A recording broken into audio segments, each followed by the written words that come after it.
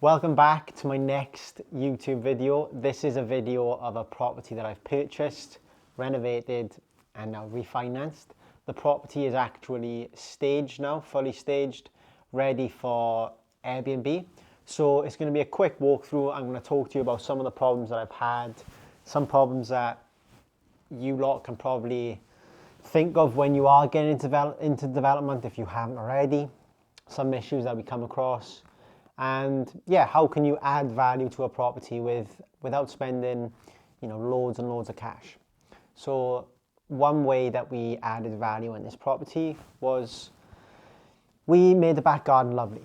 So I'm going to take you out to the back garden now. Is it a massive thing? No, but it does help with the valuation and the curb appeal. So if I was going to sell this property, having the back garden done, it just gives a little bit more of a selling point, right?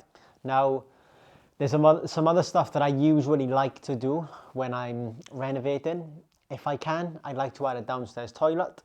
If there isn't one, in this property we actually couldn't. Well, I say we couldn't. It would have cost a little bit too much for what I really wanted to do. So we just left the bathroom downstairs, and there is no toilet upstairs, but that can be an issue. But with it running as an Airbnb, people are not going to be staying here and living here for a long time. And I think that's quite normal now not normal, but in a lot of places, they do just have a bathroom downstairs, right? So, but like you say, in your own house, you may want to have a bathroom upstairs and a bathroom downstairs. So, what did I buy this property for? Before I take you around, I'm going to just walk through it quickly with you. So, I purchased this property for £101,000. I spent £35,000 on the renovation, and we have now got an end value of 190k. So I utilised bridge and finance to buy this property, meaning I only had to put 25% down, and I ended up leaving, I think, £7,000 in this deal. So to purchase a property for £190,000 for 7k is a very, very good deal. And if you can get, under £10,000 to purchase a property, would you do that? I mean, these deals don't always come around. Sometimes you're going to leave a lot more in a deal than £7,000, but I've done really well here to get a deal where I'm only going to leave £7,000 in.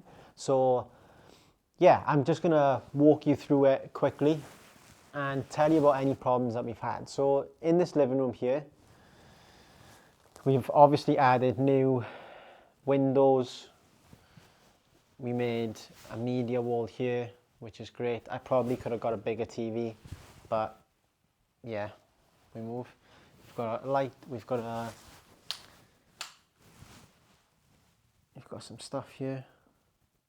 I have got some spare stuff that Wayfair actually made a mistake, and they sent me more stuff than what I deserved or paid for even. So yeah, that helps now and again, doesn't it? I got a mirror there, nice. Obviously stairs. We made this area here, was all open. We studded this, made a doorway. Why? Well, we created this room then. Created this for downstairs storage. So for instance, this is going to go there. Hoover, mop, etc. can go in there. We've then got a kitchen, obviously nice kitchen, fridge, freezer, dishwasher, and yeah, nice and smart. Have got a plumb in this washer dryer. Wayfair have again killed me because I ordered 6 chairs and 2 of them are broken, which isn't great. This is the bathroom. So we did go back to brick in this room. We didn't go back to brick everywhere. We did do just the external walls. Now in here, we had an issue where all the joists here were rotten. The old ceiling was double boarded. So when I say double boarded, it was plasterboarded and then another plasterboard underneath. Meaning when I came to view it, I couldn't tell that, all these joists were rotten. I'm gonna chuck a video here just to show you what it was like. But yeah, we had to replace all of them. and put a new flat roof on the property, on the single extension here. So that did cost me in excess of about £1,500 to £2,000. That wasn't, you know, equated for. So that's something that you need to think of when you are putting ceilings down. This is obviously the garden. We've re-slabbed everything here. And then this is final product, AstroTurf, white stones, and then this is for guests when they come and stay. Nice space there. That back garden actually cost me just over, I believe, £5,000, which is decent, right? Which is really good. And a way that we actually save money, instead of getting skips and having all of the old patios, having to take all the rubble and everything, we basically just buried all the rubble and resurfaced it all. So that's a big tip for anyone that's starting development. And obviously another tip for this was, because this property is a terraced house, there's no side access.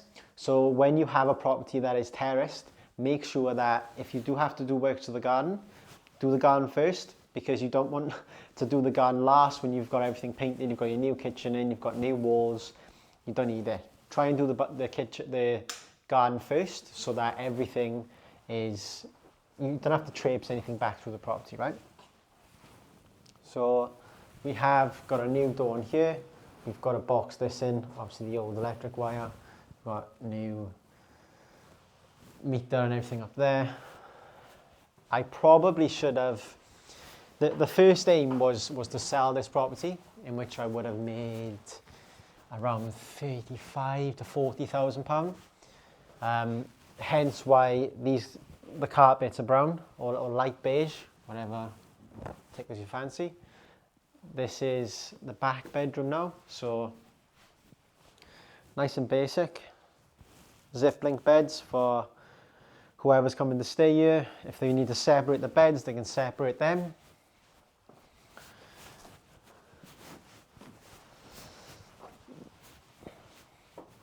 We've then got, this is the bigger bedroom.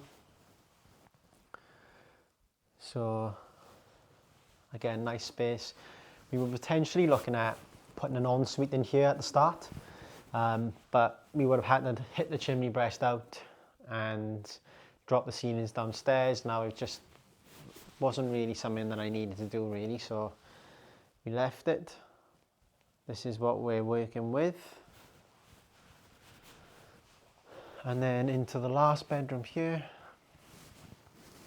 obviously the iconic Tony Montana.